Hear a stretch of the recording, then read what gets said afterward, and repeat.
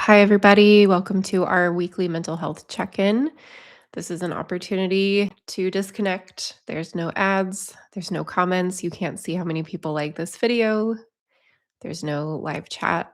Um, I started these because I just wanted us to have an opportunity to slow down and to share space with other people without there being a lot of input.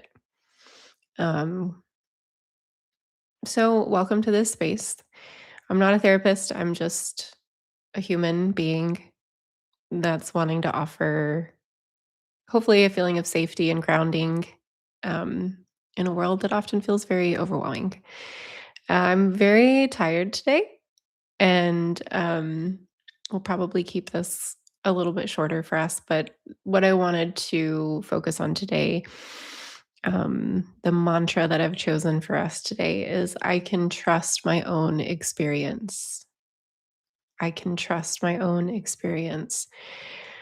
Contrary to popular belief, it turns out that oftentimes autistic people are highly empathetic, especially women. Obviously, that's the perspective I'm coming from. I can't speak for everybody.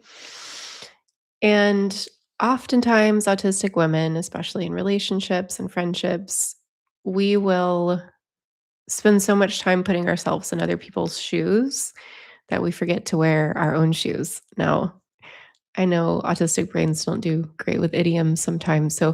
Um, we spend so much time considering other people's experiences that we forget to consider our own, or we spend less time in our own experience. And I just want to offer a gentle reminder today, if you're not living your own experience, um, whose life are you living? It's a gentle reminder to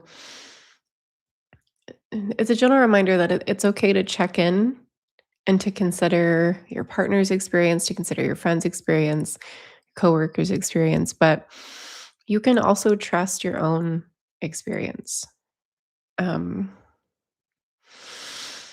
I'll share something that I shared in our connection group earlier today, our discussion groups that I run weekly for the autistic community. Um, I heard this example given. I was listening to a podcast over trauma, and the example given was two different people can experience an earthquake very differently. So, let's say you're a California native. This is your 10th earthquake. Usually nothing happens, everything's fine. You're not going to respond as you're not going to be as sensitive to this event. But let's say you're visiting California for the first time. This is your first ever earthquake and you're worried that you're going to die. Those are two very different experiences. Same earthquake, two different experiences. So I share this today since we're talking about trusting our own experience. You can be living out the same event, especially in today's world with all that's happening in our news, you can be experiencing the same event very differently from your neighbor, from your coworker.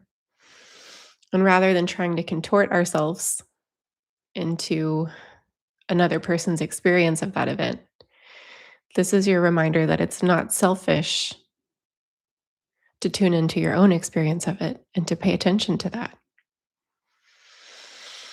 I can trust my own experience. I can trust my own feelings. I'm not too sensitive. I'm not asking for too much. It's okay to have the response that I have to my life. So, this is your gentle reminder, take up space, believe yourself, believe your experiences. You can trust your own experience. So, if it feels comforting to you to maybe find a seated position, or if you're lying down, just a comfortable position. But if you're driving, please don't close your eyes. And I'll just invite you to maybe place your hands on top of your lap. Palms down can be a little bit more comforting and grounding. Palms up is a little bit more receptive, feeling open. I'm palms down today. I'm feeling tired and like I want to be under my weighted blanket. And then just an opportunity to take a few deep breaths. When was the last time you slowed down and took a few deep breaths? I'm going to stop talking and I'll invite you to take 5 deep breaths, however that feels right for you.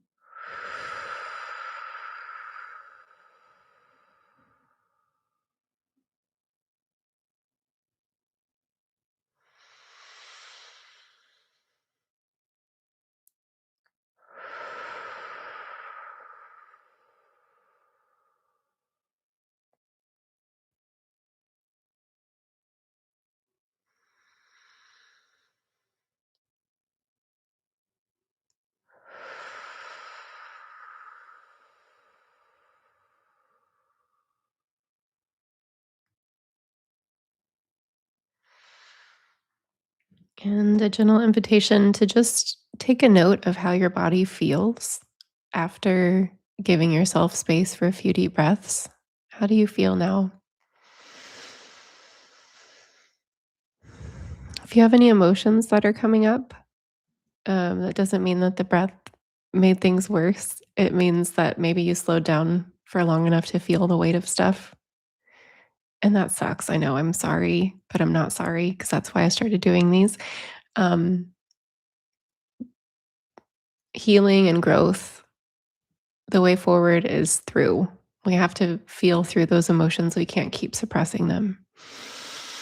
So if there's heaviness, if there's sadness, um, confusion, rage, um, just sitting with those emotions, being gentle with yourself. I'm feeling a lot right now. There's a lot of energy.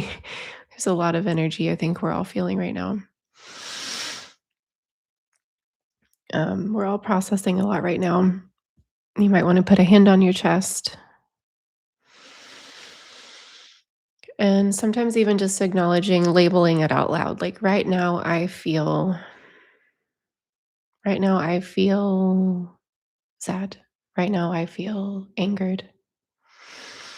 For autistic people, sometimes we can't find that word for what we're feeling. So it could be a bodily sensation. Right now, my throat feels tight. Right now,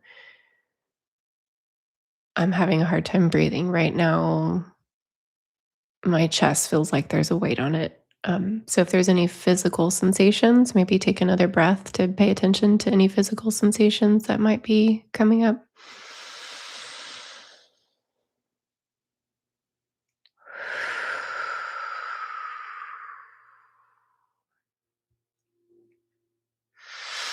And something that might be helpful, you could, if this works for you, you could picture your breath as a certain color. I'm going to choose light blue. You can copy me if you want. And on the inhale, you imagine your air traveling to the places in your body where you're holding that tension. And then on the exhale, you just allow the weight of your body to sink into the surface beneath you.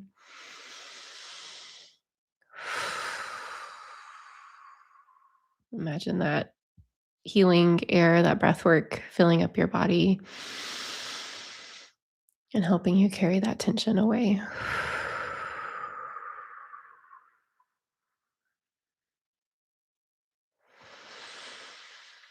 All right. Another couple of reminders before we close up today. Breathing is free. I get frustrated at how simple it is and how effective it is because sometimes I just want like a magic solution to feeling better. And it's kind of like mindfulness, breathing deeply. It's kind of a dependable way back to yourself. Dang it. So, breathing is free. I highly recommend that you do it intentionally throughout the day to check back in with yourself. Community is important now more than ever. Not really. Community has always been important, but make sure you're checking in with your loved ones, spending time with people who help you feel grounded and connected back to your sense of self. Um, do things that give you joy, find reasons to laugh. Laughter truly is medicine. It stimulates your vagus nerve, which is very regulatory for your nervous system. Music is healing. Um, stay hydrated. Please drink water. Rest is powerful.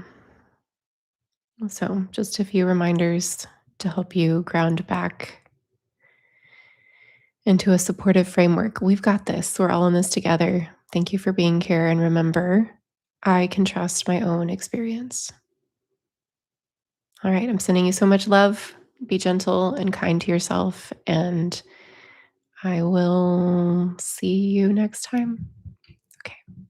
Bye.